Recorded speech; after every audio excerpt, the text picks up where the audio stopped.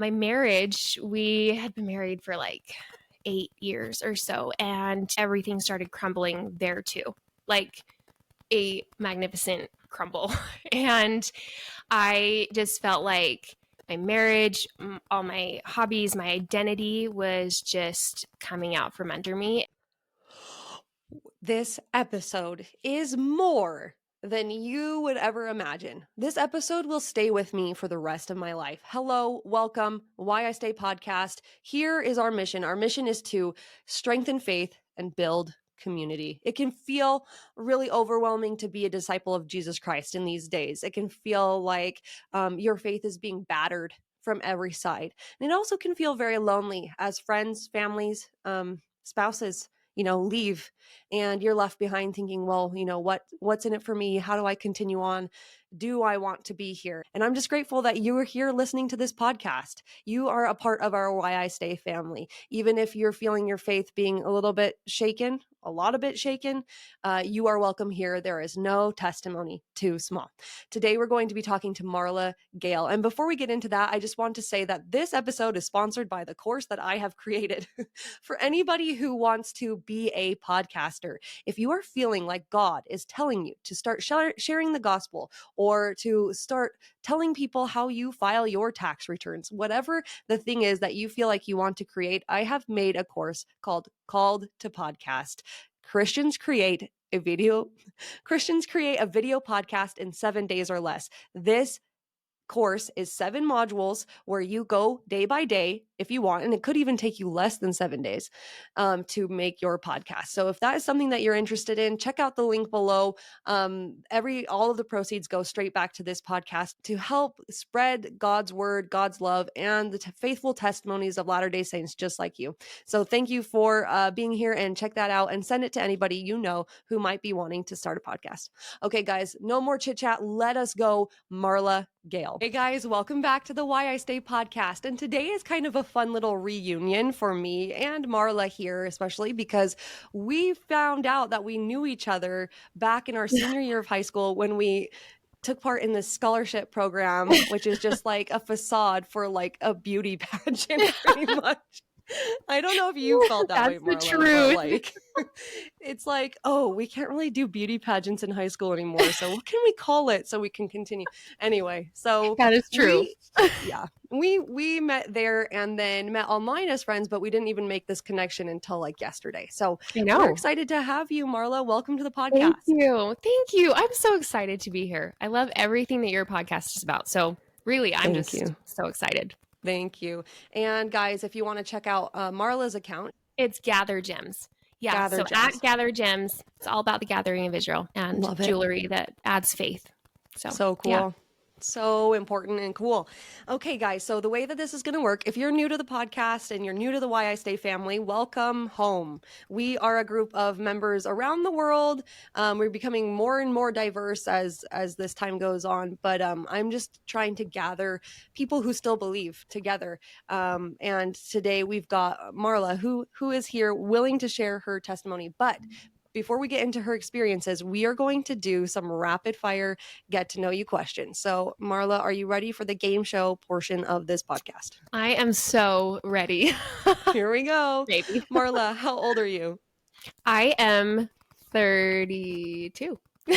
Question mark? Yeah. 32. We're getting there. Do you have any nicknames? Not any good ones. My dad called me Beano growing up, and that was pretty terrible. That's a classic dad nickname. Totally. So no, not any great ones. What state do you live in? I live in Utah. Yep. What is your favorite food? Oh my gosh. Pizza, ice cream. I am not like the healthiest person. I love healthy food, but man, I love me some good. Just pizza. What is your current hobby? Oh, I've always been a runner. I love running. I love designing things. Creating has always been something that I've gone to in different ways, but I would say fitness and design. Yeah. And what is your most favorite calling that you've ever held? Oh, it's probably the one I have right now. I'm Young Women's President, and I just love the youth so much, and getting to love so many youth has been just like a thrill, such a thrill. So I hear this comment about the youth all the time, like 1 in 3 yeah, podcast episodes at least. It's just everybody loves working with the youth. It's a wonderful it's so calling to cool. have. Yeah, it is. What is a controversial opinion that you hold? Like everybody loves Crocs, but you hate them. I don't like making sourdough a lot. I like the idea of it, but it's like having another kid, and I already have 5 of those. So I'm like, I can't right now. So maybe that's a little controversial. I feel like everyone is doing sourdough and it's like, oh, it brings so much joy. And I'm like, I can't remember to feed it. Joy. And I can't. So I barely remember to feed myself. Yes, like how really. am I supposed to feed this jar in the fridge? Yeah. Yes, so true. Yes. Love it. Yeah. Those when you do get into sourdough, my husband got into sourdough and it's just like you are either all in or all Yes. out. Like there's no in between and in sourdough making. I You have agree. to be intense about it. Yes. So yeah. I agree. I fall on your side of the sourdough spectrum. What is your biggest dream? Oh, I dream about traveling all over the world just to be able to hug people and share about Christ. Like that. I just love talking about Jesus, and I would love to be able to travel and see other people and convey his love for them in some way. That's my dream. Incredible dream. This is a funny one because of our history, but what is something about you that is the same now as it was when you were in high school? Oh, I still love God. I've always been so hyped about God, and I feel like that was something that wasn't very popular in high school. I was like always the Molly Mormon, and I was like, yep, that's me. That's me. And so that has always been the same, and that's other things have come and gone. But that is the same for sure. And here's the bonus question that I always just make up on the spot for people. It's just based on you. Let's say your biggest dream has come true, that you're able to travel the world and just go hug people and talk about Jesus Christ. Where's the first place that you go? Oh my gosh. Switzerland. I've always wanted to see like those huge mountains. It's just gorgeous. That or I feel like I would go anywhere, honestly. But Switzerland's the first one that comes to mind. Yay. Okay, and that's the end of our rapid fire questions. Hey. You win no prizes. But thank you for answering anyway. It's like motherhood. The prizes come later. Our mansions in heaven are just getting nicer every day. Exactly. And so this is going to move us into our what I call exploratory questions, where we're going to kind of probe into your personal life a little bit in the way that you've lived the gospel and how Jesus Christ has made an impact on your life. So the first one is, what is an experience that increased your maturity or courage in living the gospel? Yeah. Okay. So this one came, I had already had 3 of my kids, and it's during COVID. I was training for a marathon, and marathons got canceled. Everything got canceled right before, but I ran a marathon that we kind of came up with our own thing. And after the marathon, one of my feet just started crumbling. It swelled up huge. I went in and, it was like I'm like 6 to 8 stress fractures in my foot. Oh my goodness. And I was in a boot. And after being like intensely running for a long time to all of a sudden not be, I felt like my identity was like taken away. I was like, what do I do? Who am I? And for a long time, I like tried to exercise with a boot on and walked miles in my boot, and that didn't work.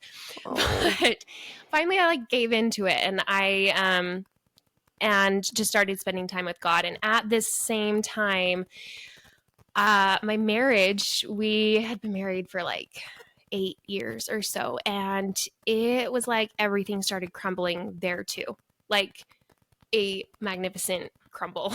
And I just felt like my marriage, all my hobbies, my identity was just coming out from under me. And like I said, like I had always had a relationship with God, and he was always really important. But at that time, when everything else went away, he was all I had. And then instead of running every morning, I was studying my scriptures for a long time every morning. And I learned during that time of everything falling apart and meeting with my bishop and trying to find help and healing, that Christ was the one that was there for me. Like, I felt palpable healing as I studied the scriptures. And I couldn't go to the temple during that time because it was COVID, but I was like doing a lot of family history work, just like trying to grab all the blessings that I possibly could. And it was just amazing how tangibly I felt that. And so coming out of that experience, I was just like, I have had so many experiences where I've heard specific phrases, had specific things happen that I could never deny. And so then it was like, my goal in life is just to help people find the help and healing that I did. And so, yeah, that was an experience that definitely just like grounded me. And now I felt like God has continually been asking me to just share my experience. So, yeah. And how long did like this process take? And you're still married? Yes, right? I am. Yeah. And your foot is healed. How Yeah. long is it still a continuing process, or like how long did this take? Because I think a lot of people's lives fell out from under them in different ways during COVID. Like, right.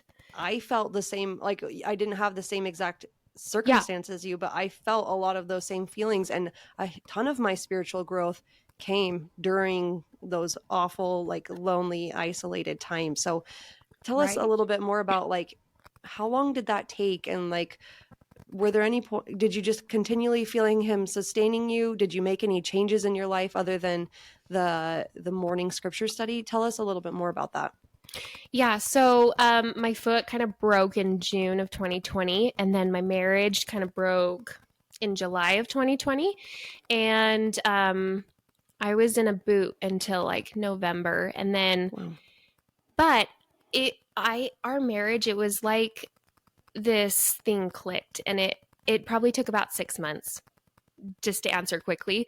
Yeah. But it was until December that all of a sudden I just felt like God had healed things. And this actually kind of will go into some other things that we'll talk about. But like a month after that, I got pregnant right away with our fourth daughter. And it was like, there was so many things that I felt like God was in the middle of this timeline too, where this was an experience as I was going through it. I love plants. And this is an analogy that he taught me one day. He was like, okay, go to Home Depot. You're going to go look at plants. You're going to go to the nursery. And I was like, why? Why are we going on this little field trip together, God? But as I was looking through all these plants and I was like repotting stuff, I was pulling out the plants from these small planters, and all their roots were just like tangled around each other. And when you repot something, you have to like pull it all apart, and you have to like tear up the roots so that it can go into a bigger pot and then grow. And as I was like had my hands in the dirt doing that, it was just like, you needed to be repotted right now. Like, you had to have everything break because you needed to grow, and you couldn't reach your potential, how life was going for you for the last couple of years. Like, you had to have a big enough disruption that you would break and then grow and have space and room to grow in this next phase, in this next season where I need you to be and what I need you to do. And so anyway, that was a long answer, but really it was about 6 months, but it was the formation of something that led into all these different experiences that I've had since. So. And thank you for being willing to share that with us. And I just think that analogy is so, I love plant analogies. I was actually just reading in Jacob 5 about the olive tree, which I always used to like skip as a kid because I didn't want to have to like deal with it. But the older I get, the more it means to me. And then just the ideas of plants and how, you know, he's the master gardener. And if you don't trust that he wants what's best for you, it's all over. Right? Yeah. Like, you can't bear it. You Yeah. can't bear it. But if you do trust, if you do believe in his infinite love and that he only makes us go through things that will make us stronger, Yeah. that when he repots us and breaks up the bound roots that we have, that we've been Yes. relying on for so long to Yeah. move us to a new stage, like if you don't trust that he's doing this on like, and that he will help you through this and that it will sanctify you, then you Yeah. can't do it. Like you just can't Yeah. bear it. Something breaks, right? Yes. And it's not mended until you give it all to the Savior and let him put you in that bigger pot, which I think that's Yeah. a beautiful analogy. Yeah. I know. I love that he taught me that. And I love what you said. It is so true. We have to trust God. And one of the phrases in scriptures that I would keep out all the time was that scripture that says he's for our good always. And I keep holding on to that all the time, like through the ups and downs. Really, if we trust that he's always for our good, then it transforms any experience that we have like into curiosity. Like, oh, I wonder how he's going to make this for my good. I know he is. Now I'm just curious how this is going to get from point A to point B. And that curiosity, I've been hearing a lot just in general terms, even just like with family and raising children, like just be curious instead of coming at it with your own, like, oh, you did this to me, or why are you behaving this way? Like instead of doing that to God, just come at him with curiosity.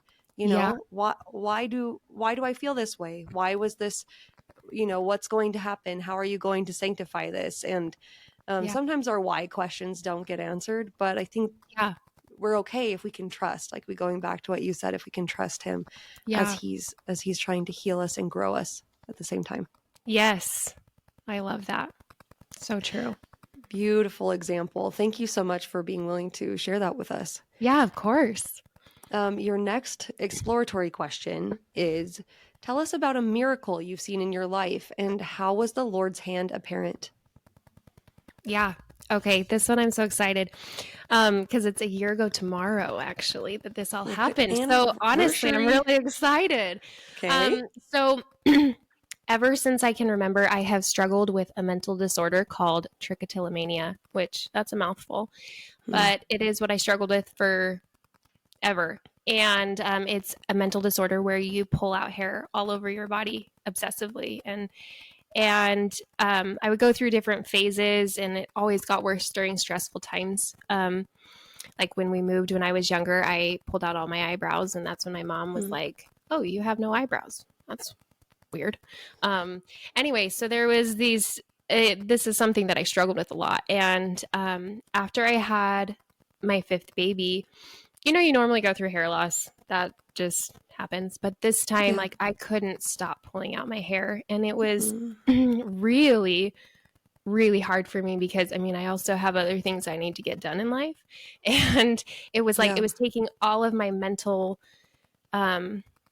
focus, and I felt like I was just captive to this disorder that I wanted no part with. And anyway, I just tried to keep making more resolutions, like, okay, I'm just really not going to pull out my hair today. Really not going to. And then I have also tried in the past, I had tried lots of medicine and other things, and nothing worked for me. And so I felt like I had done everything I could. And then 2023 in like November, December, as I was really struggling with this, I started feeling like I needed to start telling more people about this struggle that I had. And this was kind of part of this process of the miracle, I feel like, was sharing. And so, because before that, I had never shared anything. It was like just very kept close. So I started sharing with some other people. And then in December, I had a feeling that I needed to really chop my hair. So I cut my hair. And I was like, okay, this is really interesting that I'm going through this process. And then we started studying the Book of Mormon in January of last year. And I was also nursing a baby a lot. And I was sitting in a room just studying the scriptures when I was nursing sometimes. And I was so touched by Nephi's story of trying to break his bands. And I felt like God was teaching me a lot. And I kept getting the feeling, Marley, you need to ask to have this taken away from you. And I sat with that for a long time because asking for a miracle is really hard in a lot of ways, right? Like, Yeah. you go through all the questioning of like, well, what if this doesn't happen? And what will that do to my faith if it does? And I just was worried. I didn't want to try God on this for a little bit because I liked where my faith was. And I didn't want to ruin it in some ways or test it like that. But I kept having the feeling over and over. And as I studied the breaking the bands of like Nephi asking that, it's so interesting because Nephi goes into it and he's like, just let me break them. Let me do it. Give me the strength to just do it. And that is what I had been trying to do for my whole life, was basically give me enough strength so that I can do this myself. And then Nephi is just like, the bands just fell off. And the revelation that came to me was like, I want to just take this from you. It's not that you have to do a lot. I just want them to fall off for you. And so then one night I just felt really strongly, you need to kneel down and this is what you need to pray for right now. You just need to pray to be healed. And as I said that prayer on January 11th, I stood up and that is gone. And that's so crazy to me. I was like, every day after that happened, I kept being like, this is weird. This is really weird. And after 5 days, which is cool because it's the number of grace, 5 is. And I was just like, this actually happened. Like, this is God. He healed me, like, for real. And I just was so amazed because I knew that God could heal anything physical. I knew that he could heal my heart. And because of previous experiences, he had healed my heart in my marriage. I think we'll talk later about how he healed me physically. And then I didn't know that God could heal mental illness. I didn't. And I thought in some ways the mental illness, and I do think oftentimes it's a struggle that we go through. And some of our struggles we might not find relief from in this life. But I didn't know that he could. And now I know that. Like, he can heal the way our mind works. He can heal the craters that are in there that are holding us captive to the things that we want to do and the ways we want to show up and serve him. And so now I know that. I know that there are no bounds mentally, physically, emotionally. He's got it all. So that was what happened. That was the miracle that just was so cool. And his hand was throughout all of it. And now, this is another fun part of the miracle, is that I have all these hairs that are about this long, like a lot of them. And they're all like, anyway, so now my miracle is very visible now. Like, I walk around and my hair is like, like, that's because God healed me. That is so cool. That God It's a healed constant me. reminder. It is. It's a reminder the whole time. Oh my goodness. I can't. Yeah. Oh, I mean, just tearing up hearing you say that. What an incredibly powerful witness to share here. Thank you. And these things, I feel like sometimes we hold back in sharing our miracles because we don't want those who are not currently experiencing healing like we've experienced to feel like, well, where's God for me? Yeah, totally. But I would just say, like, just a little prayer out loud right now that anybody who is listening will not have those thoughts, but will only hold on to the fact that you have testified of a God who cares and a God who can. Yeah. And to put your faith in that God who can, and he will in his timing. And we hate that word, timing. Yeah. But I want us as listeners to just latch on to the fact that he can. Yeah. He can. Because that's, we don't talk about it enough. Like, I mean, sometimes very spiritual experiences need to be shared at the right time. Yeah. But I think we need more faith in this world. We need more hope, which is the beginning of faith. Yeah. And what you've given us here is that hope. Yeah, and I think too, like mental illness for a long time, I feel like it just hasn't been talked about in the same way. Like if people get Mm, hurt or they get an illness, it's like everyone pray for a miracle. yeah. And I think that we've seen time and time again that God does miracles physically for Mm-hmm. people.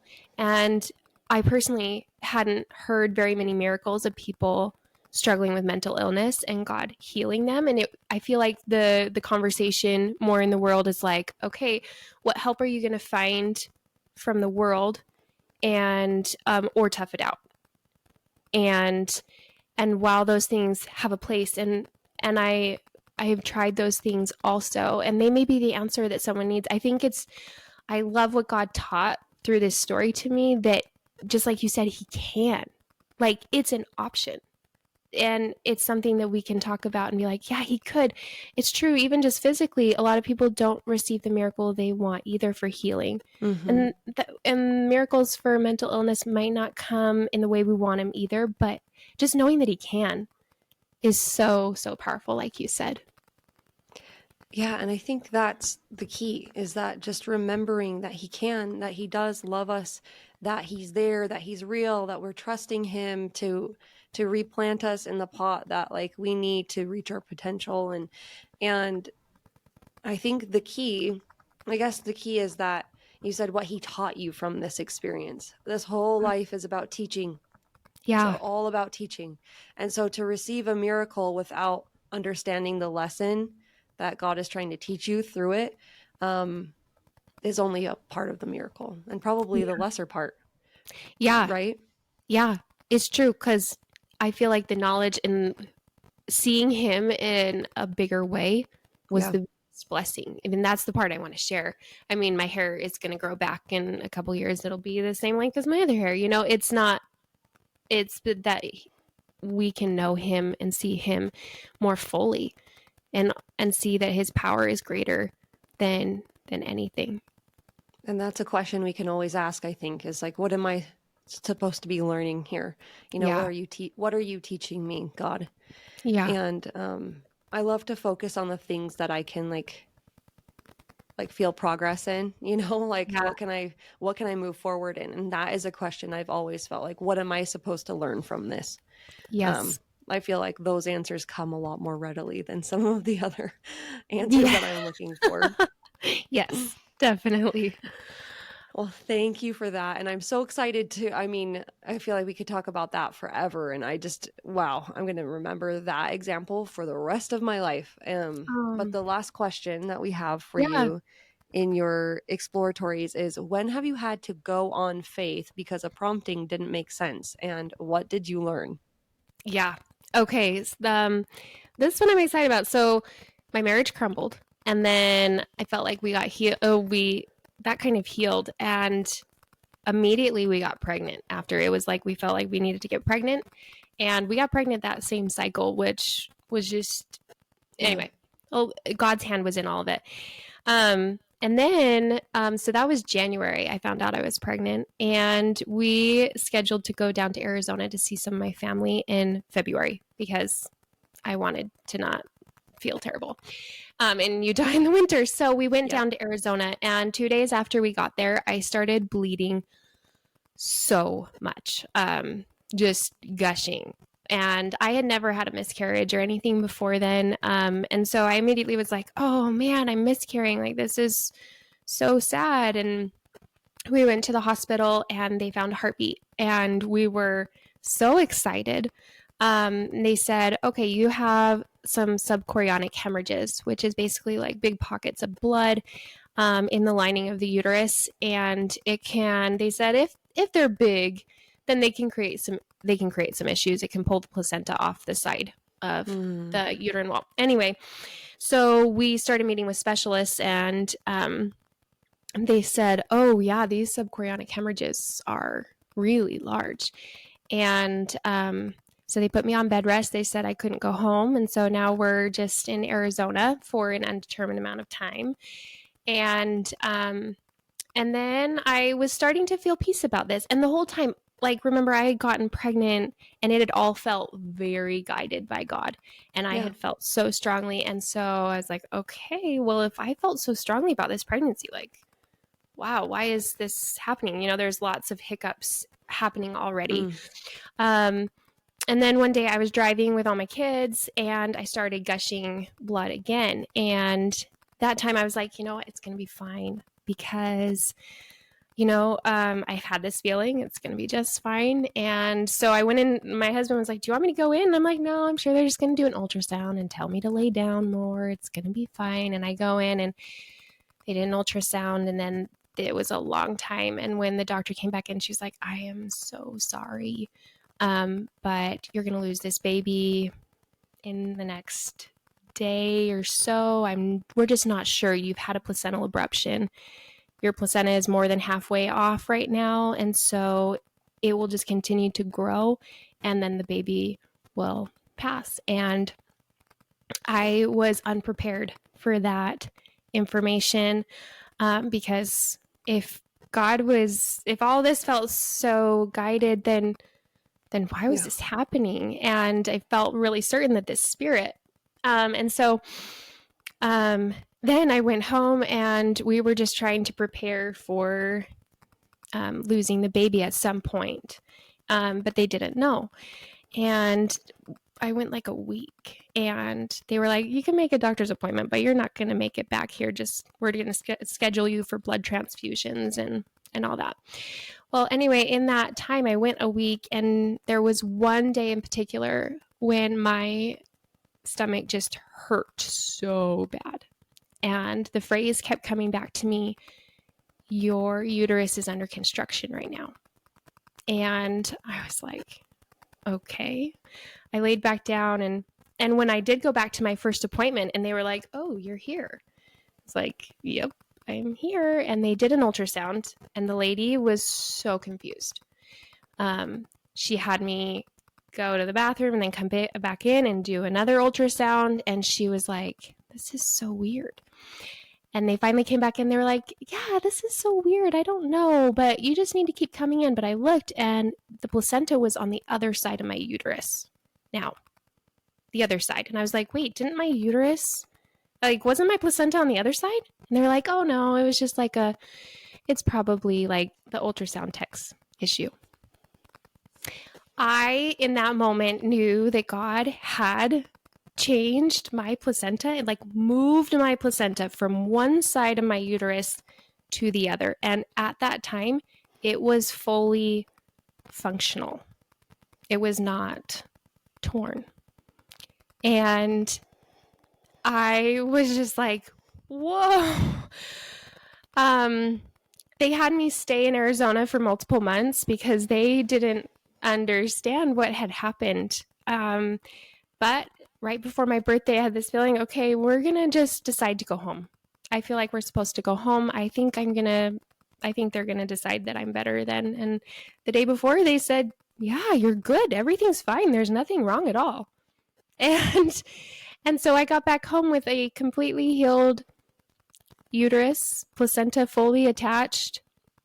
And I ended up having that baby at full term.